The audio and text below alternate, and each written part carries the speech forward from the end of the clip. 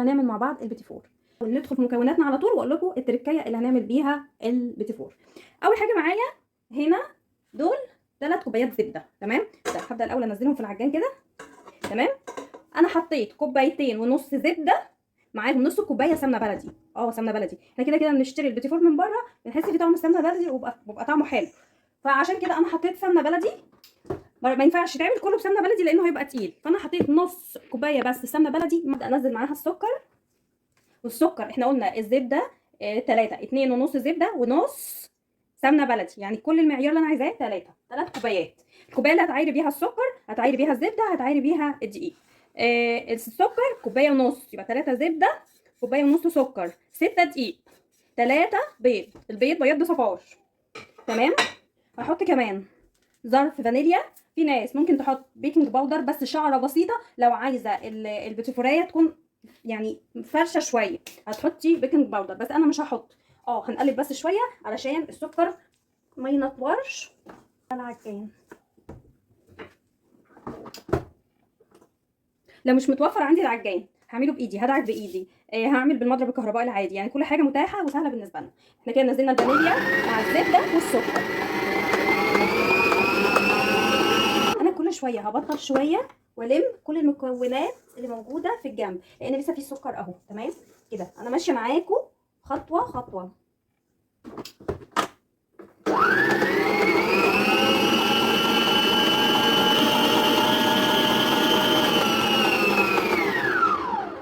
الزبده مع السكر بقت عامله ايه اهو، شايفينها كده. هبدا بقى كده في اللحظه دي انزل بالثلاث بيضات. انا حاطه 3 بيضات كاملين علشان البيتيفوريه تطلع مظبوطه. عايزاها دايبه خالص هتحطي 3 صفار بيض بس، عايزاها تطلع مظبوطه هتحطي 3 بيضات كاملين.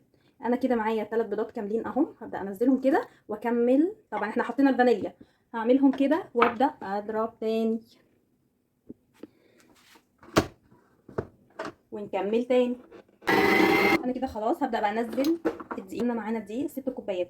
العجينه اللي هنعملها بتاعه البيتي فور دي هتنفع للمكنه وهتنفع للام. كده نبدا برضو نقلب بس علشان طب ممكن علشان نرتاح من الموضوع ده انا هروح عامله ايه، هروح جايبه الغطا بتاع العجان بتاعي علشان نطوره الدقيق اللي بيعملها. تمام، هركب الكف بتاعي تاني كده ونبدا نشغل الدقيق كده. هنبدا ننزل باقي كميه الدقيق، برضو حطينا الغطا مفيش فايده. نبدا ننزل باقي كميه الدقيق ونشوف برضو لو عايزين كاكاو هنشوف هنعمل ايه مع بعض. يا دوب اللي هعمله ان احنا هنقلب تقليبه الايه الدقيق مع الكريمه اللي اتعملت كده. العجينه بتاعتي خلاص انا اديتها يا دوبك دقيقتين بس في العجينه ان هي تتلم، وبعد كده هخرجها ونشوف هنكمل ازاي. بقى اطلع دي كده، شايفين ادي العجينه بتاعتي. هنبدا نطلعها سوا كده. خلاص انا خلصت العجينه. لو عايزاها تسيبيها كلها فانيليا بس هنبدا ناخدها وهوريكم هنعملها في المكنه ازاي وهنعملها في القمع ازاي، بس انا دلوقتي عايزه شوكولاته. تمام، وانا اولا لسه ما طلعتش العجينه من الحله بتاعه العجان، يعني حتى لسه ما قلبتهاش، فاكيد هيبقى ليه في مثلا ممكن الاقي ايه دقيق في جوانب او حاجه.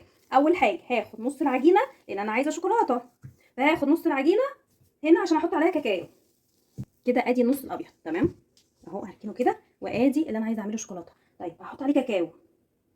تمام، وابدا اعمل ايه، اعمله اعجنهم مع بعض على حسب الدرجه اللي انت عايزاها بتقدري تحددي. لو مش عايزاها غامقه قوي هتحطي معلقه صغيره.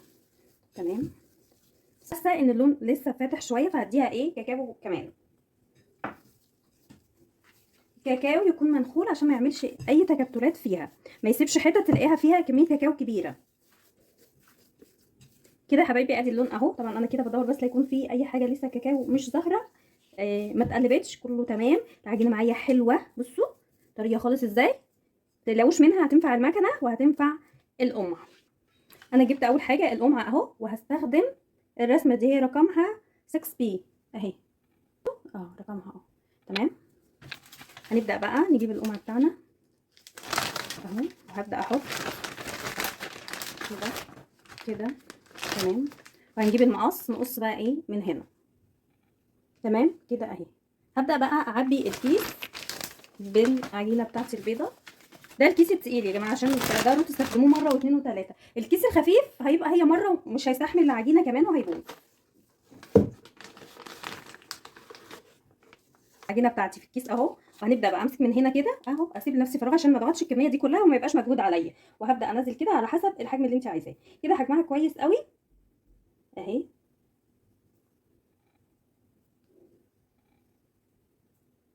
كده جميله. خلاص جربت الكيس تمام، هنجرب المكنه كمان. يبقى احنا كده هنشتغل بالكيس وبالمكنه. هبدا كده افتح المكنه بتاعتي فيه كذا رسمه موجوده. هاخد حته عجينه من هنا كده اهي، وهبدا انزلها في المكنه بتاعتي. ولو لقيتي العجينه بتاعتك بتطلع في الايد او بتلزق جامد، مش هتنفع. لو بتلزق هتنفع للكيس مفيش مشكله. ممكن ما تنفعش المكنه، لو عايزه تعمليها في المكنه زوديها شويه دقيق. لو حسيتي العجينه ناشفه معاكي هتزوديها حته زبده. هبدا اجرب المكنه بتاعتي. بصي بقى عشان ما تطلعش كبيره او كده اهي. بصي 1 2 3 اهي جميله اهي. تاني 1 2 3 اهي عشان تطلع كلها نفس الحجم اهي. 1 2 3 اهي كده اهو. هنجرب بقى. احنا كده جربنا الشوكولاته نشوفها مظبوطه ولا لا، وجربنا الفانيليا نشوفها مظبوطه ولا لا. هنسويهم ما قلنا تسويه في الرف الوسطاني عشان نولع الشوايه درجه حراره 180 لمده 8 دقائق. 8 دقائق، وناخد بالنا ان البيتي فور ما بياخدش وقت على طول في الفرن. انا كده عملت اختبار العجينه بتاعتي عشان اشوفها مظبوطه ولا لا. زي ما انتم شايفين معايا كده سخنه بس مظبوطه، ما فرشتش قوي يعني، تكاد تكون ما فيش اصلا، لسه محتفظه بحجمها بس لسه سخنه. شايفين اهي تمام. هي لسه لونها فاتح. اقول لكم لسه لونها فاتح. البيتي فور احنا بنعرف سوا ولا لا انه مش لازم يكون لونه غامق او اصفر او كده، لا. انا هاجي ادوس عليه كده واشوف هل بعد ما دوست عليه كده لسه ايدي علمت في حته البيتي فور او وحده البيتي فور ولا لا. لو علمت يبقى لسه ني، لو ما علمتش يبقى استوى خلاص وهطلعه تمام. اكمل باقي الكميه بقى ونرجع مع بعض نشوف هنزينه ازاي.